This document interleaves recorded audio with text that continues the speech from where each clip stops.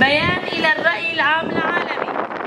تستمر الدولة التركية بسياستها التعسفية الشوفينية ضد الشعب الكردي، حيث أن ومنذ احتلال عفرين بعام 2018 وإلى الآن لم تتوقف قط على ممارسة الانتهاكات بحق الشعب الكردي، وذلك بهدف إحداث التغيير الديموغرافي في المنطقة والقضاء على تاريخ وحضارة المنطقة.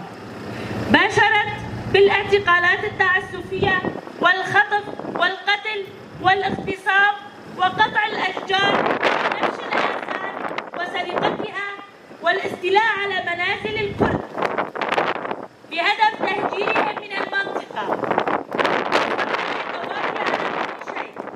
ونتيجة لهذه الأفعال لم يبقى الشعب صامتون، حيث رفضوا تلك الممارسات وخرجوا بمظاهرات وقد استشهد العشرات على يد المرتزقة المدعومة من حكومة أردوغان أمام مرأى الجميع دون أن يرف لهم جف.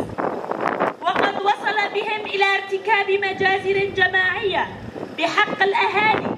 نستذكر استشهاد 4 شبان في جندريسي يوم إشعال نار الحرية، نار نوروز.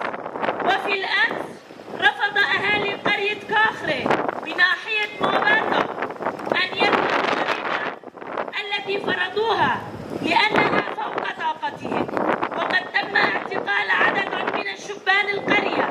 ونتيجة لذلك قامت النساء بمظاهرة حاشدة ترفض هذه الانتهاكات الشنيعة، وقد بادلها تزيد وتيرة نضالنا ضد هذه السنية الشوفينية القمعية بشعار المرأة، الحياة، الحرية.